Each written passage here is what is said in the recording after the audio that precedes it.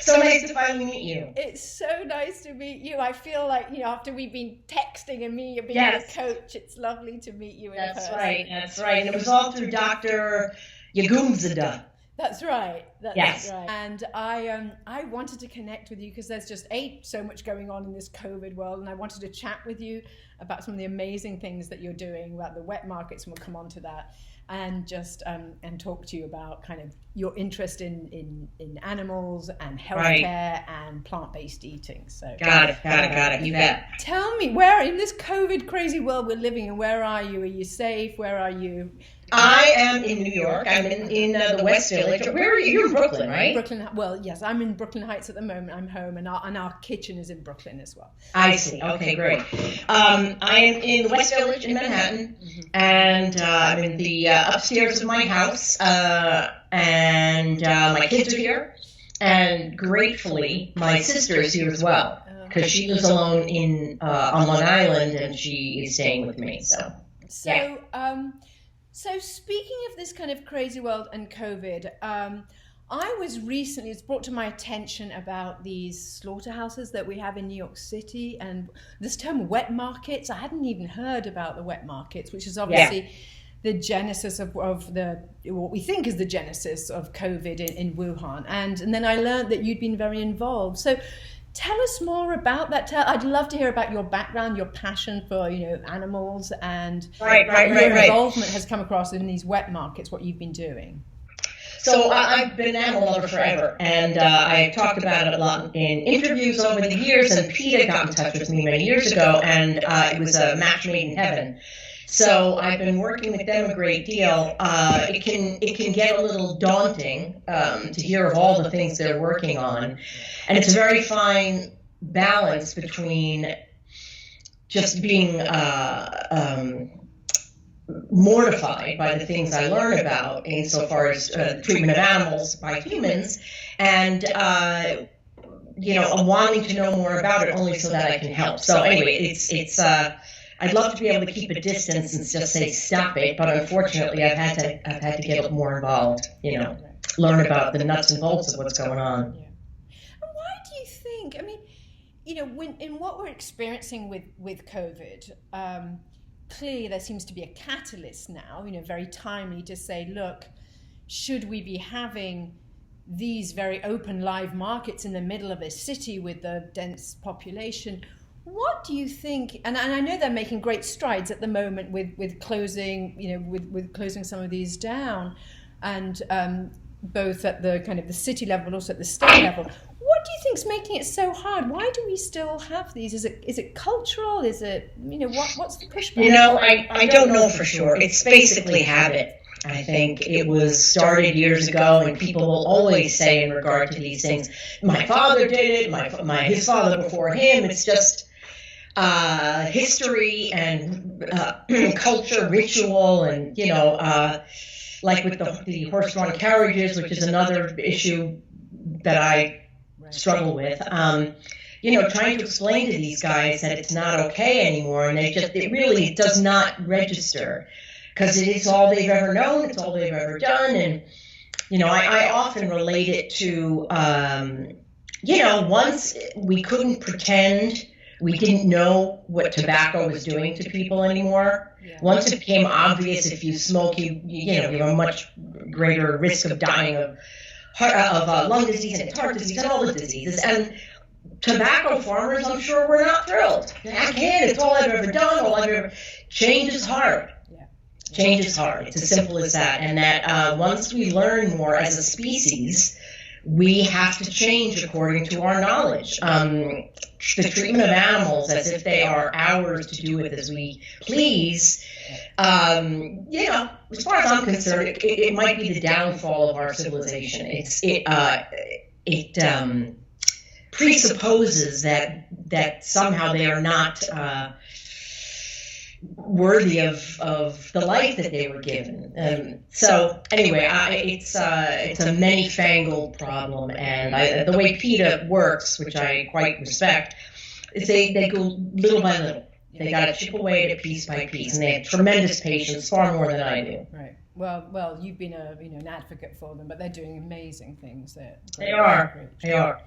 And I was also interested in your kind of your background and that passion that you also have for healthcare, right? And now what we're seeing is the intersection of health, the sanitary conditions, respect for animals, health that comes from eating meat, planetary health that's coming from kind of agriculture and mass farming industry. I'd love to hear more about, all of the stuff that you did in helping Obamacare go through, and where does this passion for healthcare also arise? And then we'll talk about, the trilogy of them all coming together. Right. It is sort of a confluence of events that I find sort of interesting and curious. And as they say, there are no coincidences. And they are all connected. That, I went through the normal stuff in my 20s of not taking care of myself. But almost 20 years ago. We've all been there. Yes, exactly. And luckily, I was able to kind of pull myself out of the pit. And then when 20 years ago, I was diagnosed with cancer, and I lost a lot of people in my family to cancer. Usually you hear so-and-so has cancer, and then we're going to their funeral. It's just the way it's been in my family. So, of course, it was terrifying. The fact is I was one of the lucky ones who got to walk away from it. But, I had smoked a lot, and then I quit, and then I smoked, and I quit, and I kept going back and forth. But it was the kind of wake-up call that I needed, that I, obviously have not smoked cigarettes in 20 plus years, and it just suddenly makes you take your health a lot more seriously. There are a number of women who would have been my age who were diagnosed with cancer over the years, and I would say to them, unbeknownst to me, cancer is not the same for everyone, but I would say, oh, don't worry, one day you won't even think about it, and they're all gone now. They leave behind husbands and children and lives. So anyway, I take it very seriously that our health is a gift. It's a real gift. Well, I don't know if you remember the first conversation we had kind of 2 years ago or so, but it was about cancer. So we started Plantable when you knew us. We were Phoebe because of cancer. So my mother had died of breast cancer, and we've got breast cancer in the family, and it was my mother-in-law actually that was diagnosed. And in the meanwhile, we've discovered how much lifestyle does impact. Now, you and I may be born with bad genes, and there are a lot of people that are born with bad genes, but today's lifestyle of diet and sleep and mental health and the environment plays such a huge part in that. And actually, so an update for you is we're starting to work with Memorial Sloan Kettering on doing some clinical trials. Wow. And with a cohort of breast cancer patients that are breast cancer survivors, and looking at the markers of recurrent breast cancer risk through a whole food plant-based diet and the lifestyle interventions. So fantastic. And then we're doing the same with prostate cancer. We're going to do colorectal, and I think there's an awakening there, because rather than saying, look, we're doomed, we've actually got more control than we think we have by impacting our lifestyle. That's right. So on the back of that, tell me a little bit, have you been vegan because of the animal? Talk to us about the transition from vegan and what a whole food plant-based life is for you. Where do you come and fit on the spectrum now? Well, as an animal lover, I was doing lots of animal rights things, and then like a bunch of us would go out for a hamburger, and so there was this giant piece of denial in my head, and it was right when I recovered from cancer, which was almost 20 years ago. I had a horrible, awful, graphic dream about animals and blood, and I woke up, and it was one of those awakening moments, like, oh, I have to stop eating meat. But that was the pescatarian period of my life, which went on for about, 10 plus years. And so I felt a little more, righteous is the wrong word, but going out to work for these animal organizations, I felt a little more grounded. And then at some point you have to realize that, for me, when you're catching a fish to eat it, it's trying to get away. We can't hear it scream. Yeah, so I kind of had to come to terms with that as well. So, and doing work with PETA, I would travel around. We did a lot of stuff in Congress, walking through the halls of the government in DC, and I would eat lunch with these women, and they're diehard. They really are. They don't mess around. It's really a black or white situation for them as far as what they will put into their bodies. And it became very important to me to kind of to do the whole thing. Do it. If you're going to do it, then do it. So that's where I find myself for the last, 7 or 8 years, I guess. And do you differentiate between kind of vegan and whole food plant-based? Because when you came to us, there was all right, I'm going to do this kind of, with the whole foods and no what do you mean I can't have my, my Oreos and my French fries and processed cheese, fake cheese, Right. Have you kind of more transitioned into that way of eating now? Was that a difference from what Yes, you used indeed.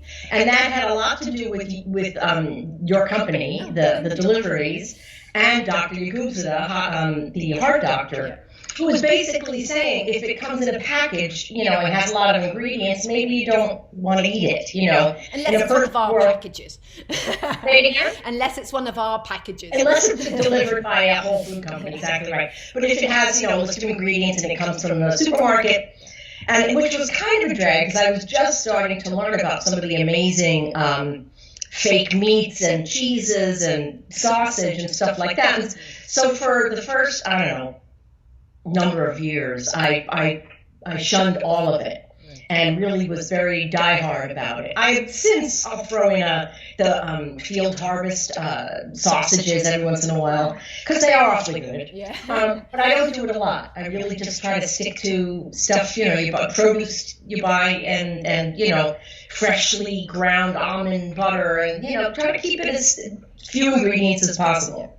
And what happened, over these years as you've transitioned a little bit in your eating? Have you felt a difference? Have you experienced a difference?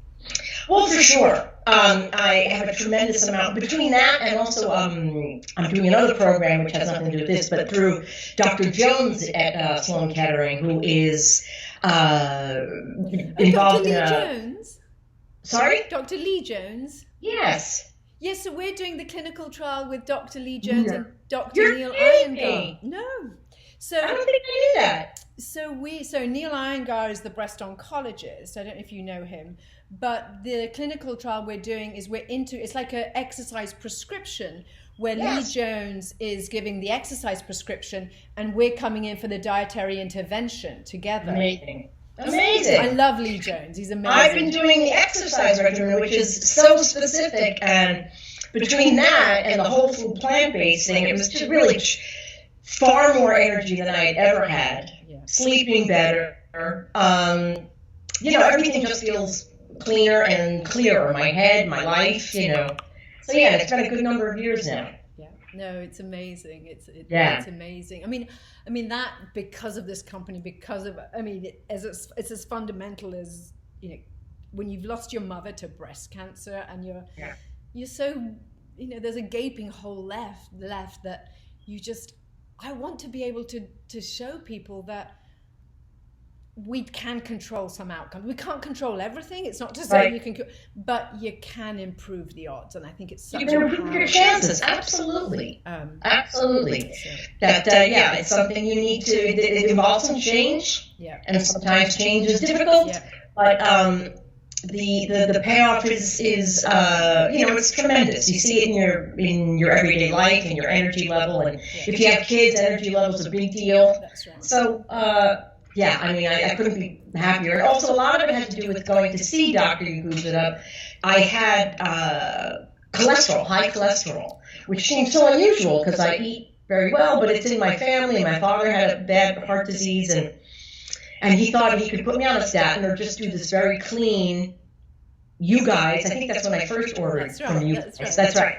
And all of my numbers went way down, and he was really, really impressed, as I was. Yeah. So It it works. It's as simple as that. It just works. I think it also, one has to be also ready for it. So, going back to the crazy 20s, I used to work in finance, and it was, work hard, play hard, and I smoked and did all of those, crazy things. But I think also maybe it's an age thing. You get older and you need that energy, and you need it for your children, and you need it, and it's once you get in there, once you kind of do that okay, I'm kind of fully immersed and I'm in it, you feel so good so quickly that it becomes then easy. And so I think it's almost that transition of like, how do I get my head around this? And it goes back to addiction. I mean, one of the things of putting this company together was when I understood, and nutrition was not my background, but when I understood that how addicted we are to today's modern diet, that the brain is just pinging us to want to eat more and more. Right. I relayed it back to my crazy 20 smoking days where, your brain will tell you everything just to have the next cigarette. That's right, exactly. And if you can fill people with the kind of the nutrients to keep them full, then it's easier then to kind of deal with the voice, at the That's other right. side. And it's like anything you ignore long enough, it eventually gets quieter and then disappears. That's if right. you're not giving it the attention it wants. And you realize you realize it's not going to be a life of deprivation. It's just a transition period. You won't have to deal with it forever. I mean, smoking is a perfect example. I was, insane smoker, like everything. I, seriously overindulged. But it's been many, many years. I don't ever think about it. I could never have imagined back in the day that the day would come where I wouldn't think about smoking. And I don't ever think about it anymore. I'm so grateful to have put in the time, and gone through those difficult weeks and months, sometimes hours when you're first trying to quit. That's right. It's so profoundly worth it. And I think our relationship today with sugar is so similar to what it was with tobacco. I mean, that's the biggest thing when we're coaching people. It's the sugar. It's the 10 o'clock at night when the Haagen-Dazs is calling. And when you're in that mindset, you think, my life is always going to be lacking if I can't have the sugar or the treat. But once you kind of get it out, it goes back into context. That's right. And I think our bodies and cells tend towards health. Like we want to be responding to healthier impulses. And even if you stray occasionally, I think your body wants to snap back pretty quickly. That's right. To eating in a way that actually nourishes it. And stop listening to all of those sort of pretend impulses that promise you such good things, but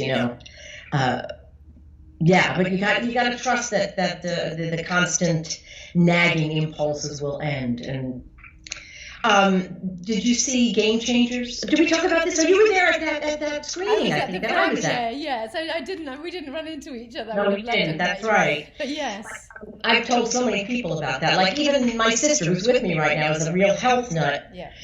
But she'll still occasionally, she'll have some chicken or whatever. She's like, well, sometimes you need to eat meat. And I just like, can we just stop saying that? Right. You can say if you want meat, then have meat, but you don't need meat. You may be addicted to it or it tastes good, but your body doesn't actually need meat. You sit down and watch this movie and learn all the ways that we've been lied to over the years. And, if you're going to eat it anyway, but at least be honest with yourself about what's happening. Right. I mean, if Dotsie Bausch can win silver Olympic gold at age 39, Olympic medal at age 39 without meat, we can do it. And as long as, we're getting enough protein from the different sources, eating in a balanced way. I mean, I frankly think a lot of people think a plant-based diet is all about, I just have to eat salad all day long and I'll be hungry, and you will be hungry. So it's ensuring that you're getting kind of the balance of the meal. That's right. I mean, especially now, being vegan now, or even to becoming vegan now, is not what it was, even like 5 years ago. That's right. The amount of products, or even the restaurants and the supermarket things that are available for people who are vegan, what a gift to have it be so readily available and easy to find. You don't have to go lurking around weird corners and weird neighborhoods to find the food you want to eat. It's in Whole Foods. It's in regular supermarkets. That's right. It's incredibly readily available. That's right. And I think the last pillar, kind of like coming full circle, is now our realization of the planetary impact. So last year I was actually asked to speak at a summit, the T2 summit, which was all like the leading CEOs of the companies. I don't know why I was actually there. I was speaking on this food summit of, the future of food. And so I read the Eat Lancet Commission report, which was really put together a group of scientists and people on the public policy side to say, how do we solve 2030 Sustainability Development Goals? And how do we feed a world of 10 billion people in 2050? And the solution is the planetary health diet of how we can meet the sustainability, improve our health, because clearly we're undergoing a massive health epidemic, and free up land in order to be able to feed a population. And so I think now, we've seen with this movement, the veganism started with, animal rights. We've now had this kind of healthcare movement that's coming in. And now I think we've got the support of the environment that at least we can make an impact every day, 3 times a day by what we're eating. We can make an impact on our food choices. That's right. And there are so many reasons to do it now. Pick the one you want. You want to help the environment, you're an animal lover, or you want to be healthy. But there are so many reasons to move away from that kind of food. And what's going on now with the COVID situation and the meat packing places that are closing, and that, I won't get into politics now, tempting as that may be, about, he's forcing people. Now he's going to use the Defense Production Act to make the workers go back to the meat processing plants. I feel like, maybe we should pay attention to what's happening. Like, I don't know, there is some serendipitous thing that these meat packing plants are all closing down during a time when we're all in a panic about our health. Pay attention. Maybe there's something to that, This might be the time to, for I don't know, even Impossible Foods to get in there or something to make a big splash. But it's like turning a cruise liner around. I mean, that's the kind of effort this is going to take. We're such a meat, eating society. Yeah. But there's so many things moving in the direction of veganism right now, and I'm so grateful and so want to do anything I can to help push that along. Well, what you're doing is amazing. So, again, thank you so much, because obviously the person that you are, you have a loud voice and you inspire others. And I think ultimately to turn this kind of oil tanker around, it takes you, it takes me, it takes all of these people to realize we actually do have a voice. We can vote with our decision that we're making 3 times a day to have a real impact on society, on the cost of healthcare, in the environmental footprint that we have. And so I truly wanted to thank you for everything that you're doing, because it's such amazing to have, a person of your caliber speaking out and the voice and raising awareness. So thank you. The things I very, very deeply care about, And to think also that this illness is particularly, for the vulnerable people, the people with various morbidities, heart disease or lung disease. I mean, all of these things can be made better by these various, certainly, but by eating whole foods. Whole food plant-based is going to help everybody. I mean, yes, with COVID, but in your day-to-day life, and also hopefully you won't have less of a chance dying of heart disease. There are so many positives to it. I mean, I know there's that expression of, when you have a hammer, everything's a nail, and my husband's sick of me saying this. But we've seen the data, not only in China, but it was reported in the New York Times, and actually Dr. Hugh Coops and I were talking about it, that the chances of developing severe respiratory issues, problems coming from COVID are directly related to obesity. And so if you are in a normal BMI category, your risk is X. If you're in an overweight, it's almost twice as likely that you're going to develop severe respiratory issues. Wow. And it's almost 2.5 times more likely if you're in the overweight category. If you're in the obese, it's like 3 times as much. And it's due to a complement pathway that they think they've now identified. And so if you eat clean, you're actually going to, reduce your risk of this disease as well. And not to mention, I think, what we've had has been a terrible pandemic, but there's possibly the next one in the corner, which is from the big, massive industrial factory farming, with the introduction of antibiotics and, and what happens there.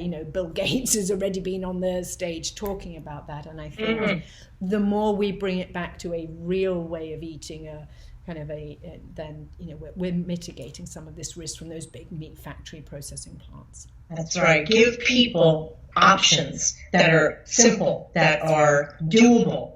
It's too scary for people just to be told, well, don't eat meat anymore. Like, they just don't have the informational resources to know what that even means. So the more people are out there presenting options and giving live, examples of how it really does work and it saves you in so many ways. I don't know. I think we really could turn the whole thing around. It's just, as I said, change is hard, but it's necessary. We can't continue down the same path. We can't go backwards. There's one direction to go, and it's going to involve, a little bit of, discomfort here and there, but anything worthwhile does. That's right. It's just the nature of things. Well, Edie, I'll let you go because I know you're so busy. Thank you so much. It's been such a pleasure meeting you. It has. So nice to finally see you. Now I'll know who to look for at the next film opening. That's right. That's right. You take care. Thank you, Edie. And you as well. Take care. Bye-bye. Bye.